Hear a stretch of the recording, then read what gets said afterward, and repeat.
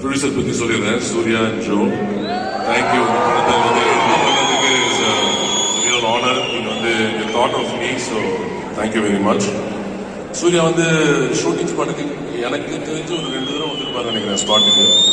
இல்லை வந்தார், வந்துட்டு ஸ்நாக்ஸ் எல்லாம் சாப்பிட்டாரு, எங்களோட அரட்டை அடிச்சாரு.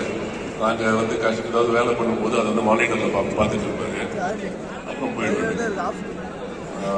அதுக்கு அஃப்கோர்ஸ் நிறையா ஃபேன்ஸ் எல்லாருக்கும் தெரியும். ஸோ அது வந்து கொஞ்சம் டிஸ்டர்பன்ஸாக இருந்திருக்கலாம் சொல்ல நேரத்தில். இல்லை நம்ம